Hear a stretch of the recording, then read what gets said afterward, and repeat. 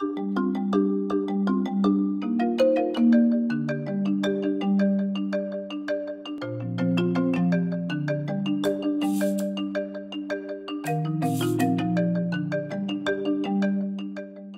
point, pourquoi est-ce qu'on évalue dans un projet d'une telle ampleur?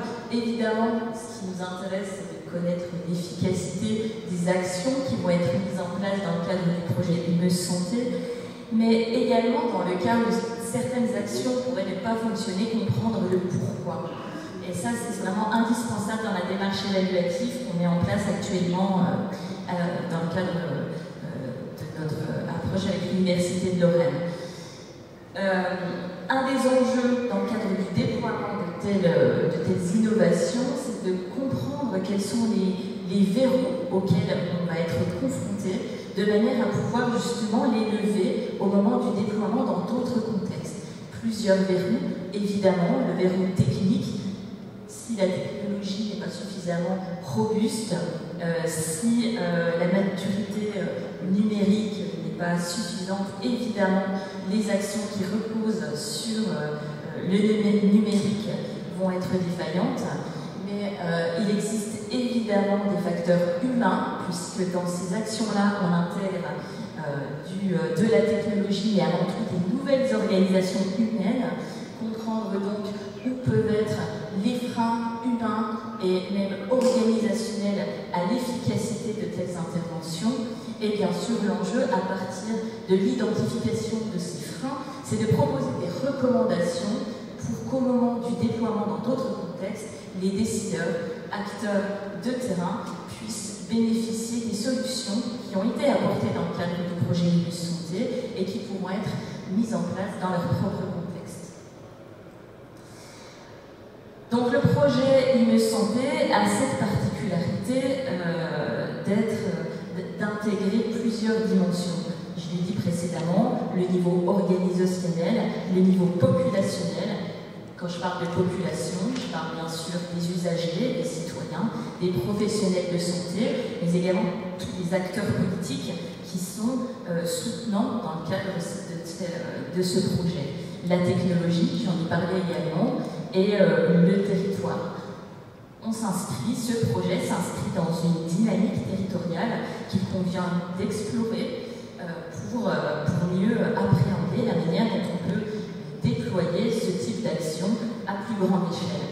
Et donc, pour répondre à l'évaluation en intégrant toutes ces dimensions, on a mis en place un consortium, un groupe de travail qui intègre plusieurs expertises. On est vraiment là, et c'est une des innovations vraiment de l'évaluation du projet IME Santé, c'est de s'inscrire dans une perspective non seulement interdisciplinaire, mais également intersectorielle. Et donc, l'évaluation repose sur les expertises de la société Medtrux SKLN que vous avez entendu précédemment, puis également la société DECRA et donc de l'Université de Lorraine pour le cadrage méthodologique.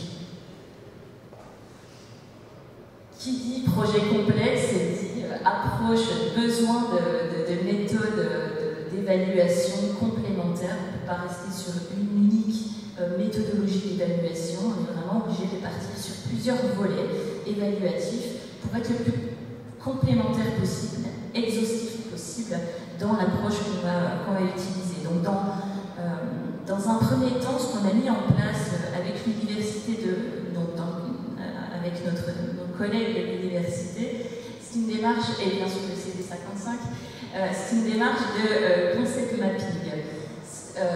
Donc le concept mapping, c'est une approche méthodologique qui repose sur les expériences des parties prenantes de la téléconsultation, par exemple, parce que là on a vraiment mis en place dans le cadre de l'évaluation de la téléconsultation dans un premier temps, donc à savoir les usagers, les professionnels de santé, les experts en téléconsultation, les élus et les tutelles. Et l'enjeu de cette approche méthodologique, c'est d'interroger justement l'ensemble de ces experts sur la question de la téléconsultation. On leur a posé cette question. selon vous, quels sont les éléments qui peuvent faire obstacle ou favoriser la mise en place de la téléconsultation?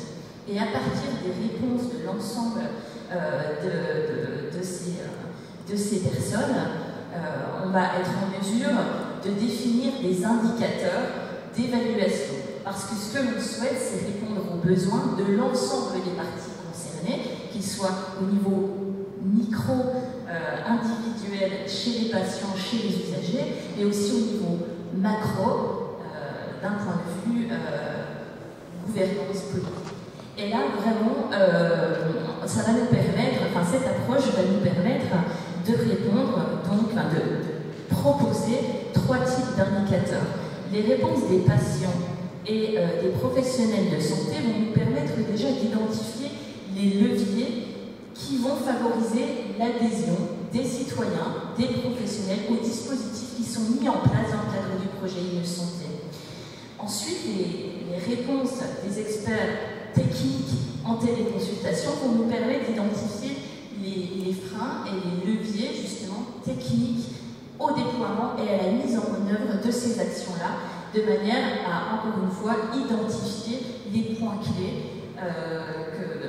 qu'on est obligé de prendre en compte pour assurer l'efficacité de ces interventions. Et bien sûr, le point de vue des élus et des tutelles est indispensable pour avoir une vision sur l'impact organisationnel de telles actions. Donc actuellement, ce projet est en cours et on a déjà recueilli la participation de 499 personnes, ce qui est un beau succès, et on espère pouvoir proposer des résultats très prochainement. Au-delà de cette approche de concept mapping qui définit vraiment les indicateurs en tout début de projet, on a mis en place déjà une première enquête transversale en 2020, en plein moment du premier confinement de la Covid, pour avoir une première vision de la perception et de représentation des usagers et des professionnels de santé autour de la question de la téléconsultation. Donc là, on n'était pas encore clairement sur la question de la téléconsultation assistée, mais on voulait vraiment avoir une vision quantitative et qualitative de ces représentations pour savoir à quel frein on allait être confronté. Donc on a interrogé des usagers, des professionnels de santé. Là, on va vous présenter les retours sur les professionnels. Gaël va vous présenter les retours des professionnels de santé parce que le temps imparti ne nous permet pas d'aller plus loin. Mais voilà, on a interrogé 33 médecins qui étaient plutôt des hommes. Et Gaël va vous présenter les retours d'entretien qualitatifs, de données qualitatives qui ont émergé de cette approche. Oui, bonjour. Aujourd'hui, on a choisi de vous présenter donc les freins qui prédominent aujourd'hui actuellement dans la population des médecins généralistes.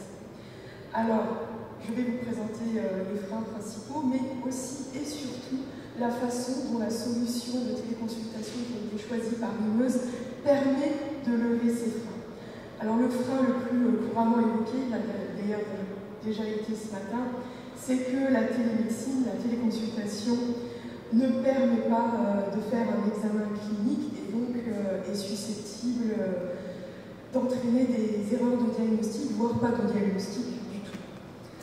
Or, justement, la solution qui a été choisie par Mimeuse et qui vous a été présentée ce matin au cours des différents ateliers permet de surmonter cet obstacle à la téléconsultation, puisque en effet, le matériel est équipé en objets connectés médicaux qui sont manipulés par les téléassistants, souvent des IDE, qui sont donc elles-mêmes des professionnels de santé qui peuvent elles-mêmes rapporter leurs propres observations physiques, psychologiques sur le patient auprès du médecin téléconsultant, qui lui-même peut demander, en guidant les téléassistants, à faire des examens plus approfondis pour compléter l'examen clinique.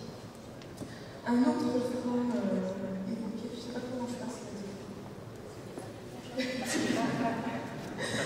Un autre frein évoqué couramment par les généralistes, c'est celui des patients peu ou mal équipés ou encore mal à l'aise avec le numérique. Ce qui fait que, évidemment, une visioconférence de qualité et donc une téléconsultation de qualité est rendue difficile. Mais là encore, la solution choisie par Limeuse permet de lever le frein. Pourquoi? Parce que ce n'est plus au patient d'être équipé, mais parce qu'il va se rendre dans une salle de téléconsultation où a été installé le matériel, et que cette salle ne va être installée et équipée que si la connexion Internet est suffisante et permet donc des téléconsultations de qualité d'un point de vue technique. De plus, étant donné que ce sont les téléassistantes qui s'occupent de tout, le patient n'a pas à être à l'aise avec le numérique parce que cette tâche est entièrement déléguée aux téléassistantes. Alors un troisième point, c'est évoqué par les médecins, c'est celui que la téléconsultation met à mal la relation particulière, la relation de confiance qui est censée s'instaurer entre le patient et son médecin et qui est gage de la bonne qualité de la prise en charge du diagnostic. Là encore, la solution mise en place dans le cadre d'Ineuse permet de surmonter en grande partie ces difficultés qu'il est bien légitime de mettre en avant de la part des médecins. C'est parce que, en effet, les patients sont accueillis, on vous l'a dit ce matin, dans un lieu physique qui est destiné à faire les téléconsultations. Ils sont accueillis par des personnes humaines et qui vont d'ailleurs les traiter humainement. Ce sont les téléassistants, donc souvent des IDE, et en tout cas des professionnels de santé. Et les 10 premières minutes sont consacrées à une préconsultation entre le téléconsultant et le patient. En outre, étant donné que seuls peuvent être médecins téléconsultants, les médecins des cabinets validés par l'organisation territoriale de télémédecine, en pratique, les patients sont amenés, entre guillemets, à rencontrer régulièrement les mêmes médecins. Comme vous avez vu dans le reportage, il a dit qu'il avait déjà vu 5 ou 6 fois le docteur K. De sorte qu'une relation de confiance, comme elle se produise dans les cabinets en présentiel, se produit là aussi. Un autre point, c'est la rupture dans la continuité des soins. On en a parlé aussi du parcours de soins. Et là aussi, la solution adoptée par Ineuse permet de lever ce frein, puisque dans ce cadre, le médecin de téléconsultation a la stricte obligation de tenir à jour le DMP, mais aussi de fournir un compte rendu au médecin traitant. De sorte que donc l'information circule et il n'y a pas de rupture dans le parcours de soins du patient.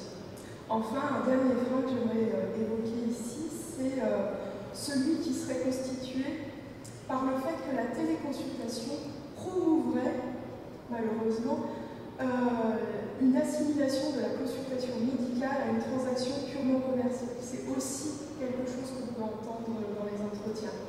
Et là encore, la solution choisie par Ineuse permet de contourner ce problème, que ce soit aussi bien du côté des patients qui pratiqueraient le fameux tourisme médical que du côté des médecins qui profiteraient de l'aubaine de la télémédecine pour faire des téléconsultations de façon, je l'ai entendu, mercenariale. Puisqu'en effet, dans le cas de la solution choisie par Ineuse, il n'y a que les patients sans médecin traitant ou dont le médecin traitant est indisponible qui peuvent avoir accès à la téléconsultation. Comme je vous le disais aussi, il n'y a que les médecins des cabinets validés par l'organisation territoriale qui peuvent être médecins téléconsultants. Donc ce n'est pas quelqu'un qui va s'y mettre dans son coin et qui va enchaîner des consultations de 2 minutes chacune. Et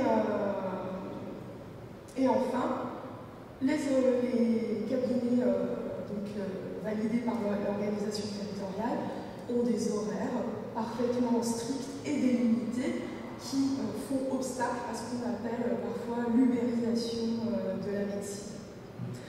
Par ailleurs, j'aimerais aussi ajouter qu'en plus de ces évaluations, l'enquête qualitative et aussi les autres éléments menés par l'Université de Rennes permettent d'effectuer des ajustements au fil de l'eau au niveau des différents sites d'intervention. C'est ce qu'on appelle l'évaluation développementale.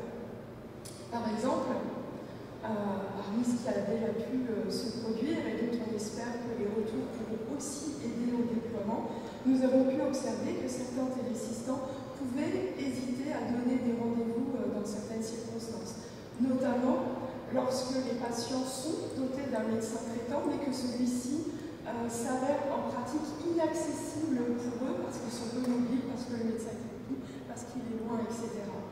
Et une fois rapportée cette intervention, l'ambassadrice d'Omedis a justement pu intervenir et rappeler aux téléassistantes qui se posaient des questions tout à fait légitimes ce qu'elles étaient en droit d'accepter comme patients et ce quels étaient les droits des patients à la téléconsultation, en l'occurrence plus large que ce qu'on aurait pu penser.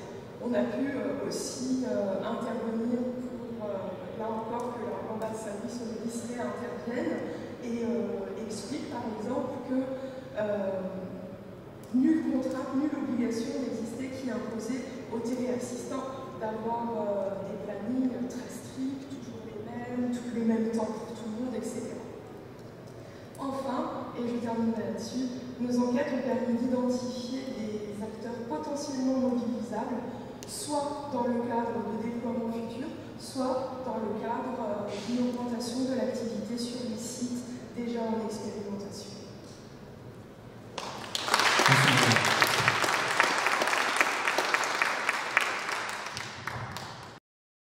L'enjeu, c'est vraiment de travailler en coordination, en collaboration avec l'ensemble des acteurs de l'évaluation pour créer une fiche territoire, caractériser chaque site d'expérimentation et avoir une vision exhaustive de l'ensemble des données qu'on a sur chaque site d'expérimentation en termes de maturité numérique, en termes d'organisation territoriale, en termes de freins, leviers locaux. Pourquoi on veut caractériser l'ensemble de ces sites d'expérimentation? C'est pour pouvoir identifier des recommandations génériques pour l'ensemble des acteurs qui souhaiteraient ensuite déployer les actions mises en œuvre dans le cadre du projet IMEUS Santé sur d'autres territoires, et bien sûr en faire un outil, un référentiel qui permettrait de capitaliser l'expérience IMEUS Santé et qui puisse servir encore une fois à d'autres partenaires. Merci beaucoup.